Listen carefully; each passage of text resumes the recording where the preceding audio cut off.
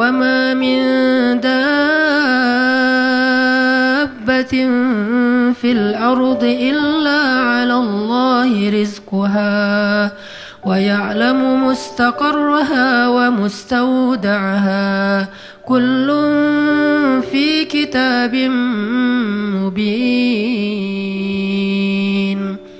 Tidak ada satu hewan melata pun di muka bumi kecuali Allah menjamin rizkinya.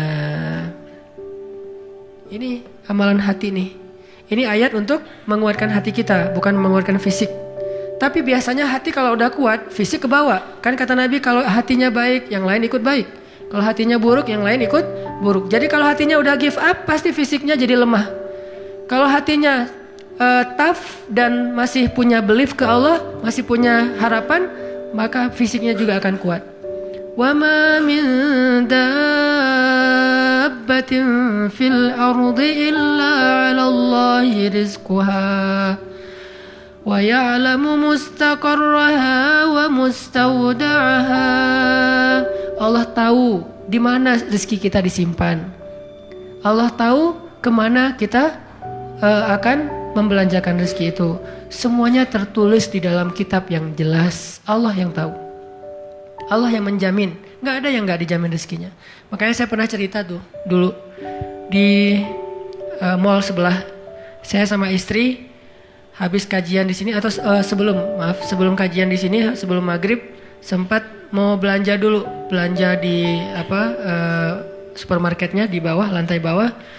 Dari lobi kita mau ke bawah itu cari eskalator kan ya, belok kanan cari eskalator, ternyata salah ngambil jalan. Kita habis belok kanan langsung belok kiri, harusnya kalau belok kanan lagi sekali lagi langsung eskalator turun tuh. Pas karena kita belok kiri, akhirnya kita muter. Gara-gara muter ngelewatlah sebuah stand baju kaos yang lagi diskon. Weh, diskon 50%. Akhirnya saya sama istri masuk. Ternyata lucu-lucu juga buat anak gitu. Alhamdulillah akhirnya kita beli 2 helai. Baru setelah itu kita jalan lagi cuma beberapa meter masuk eskalator turun. Siapa yang telah menggerakkan kaki saya sampai salah jalan? Sehingga saya harus muter dan akhirnya masuk ke stand itu. Alallahi rizquha. Allah yang menjamin rezeki. Kayak gitu cara Allah menskenariokan. Kalau saya ngambil jalan kanan mungkin saya gak akan masuk ke toko itu. Berhubung saya ngambil jalan kiri akhirnya muter, masuklah ke toko itu. Allah punya banyak cara. Kenapa kita khawatir dengan stand orang lain yang mungkin lebih dekat ke pintu, lebih dekat kepada stage yang di tengah kalau bikin event segala macam? Kenapa? Kita udah ikhtiar dapatnya cuma ini. Kayak lagi ada event, kayak festival gitu, kayak ada bazar, kita punya banyak stand. Stand kuliner kita paling pojok, dekat toilet. Stand kuliner teman-teman kita tuh paling depan. Dan di situ stage banyak acara tausiah segala macam. Kayaknya di situ lebih laku. Belum tentu juga. Bisa jadi pada waktu itu banyak orang yang sakit perut atau apa akhirnya ya lewat. Aduh, ini kayak seru juga nih di sini nih, makan di sini. Gak usah jauh-jauh sambil nunggu makan. Allah yang punya cara. Saya kan pernah cerita kesasar sampai ke Cirebon. Kenapa kesasar? Ada suatu hari Minggu kayak lagu. Satu hari Minggu. Ada satu hari Minggu nih. Bingung kita pengen keluar sama keluarga sama anak-anak. Kita keluar yuk. Saya bilang ke anak-anak, "Hayu," kata anak-anak. "Kemana?" Ke Kota Baru aja. Di situ kan ada jam matahari tuh. Kita lihat jam matahari. Hayu, naik mobil masuk tol nih. Pas sudah masuk tol Paster, berubah pikiran. Terlalu dekat, nggak berasa liburan ya? Ya. Terus mau kemana? Ke Jakarta aja yuk. Ke Ancol. Ada pantainya. Ayo ke Dufan. Jalan. Akhirnya nggak jadi belok pada larang, lurus.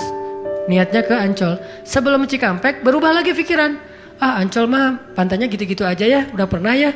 Terus gimana dong, cari pantai baru deh yang di daerah Indramayu, Cirebon gitu. Siapa tahu ada yang lebih bagus yang masih virgin. Boleh, keluarlah Cikampek.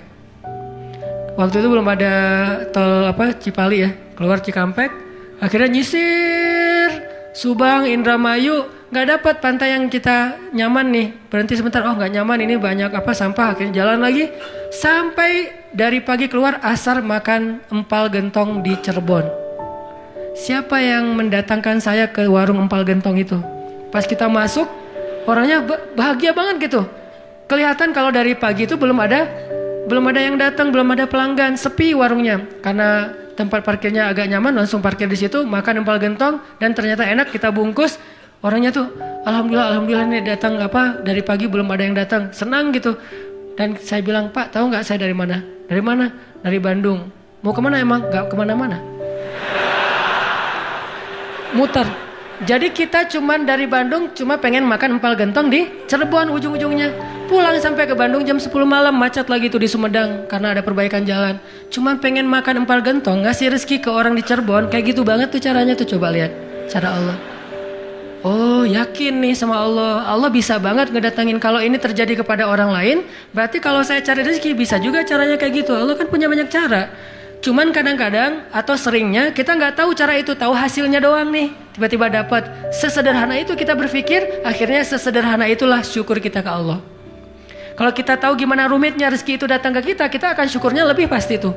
Masya Allah ya, Allah ngedatangin rezeki ke saya tuh gitu-gitu amat, sampai ada orang yang kesasar sekeluarga, bingung gitu.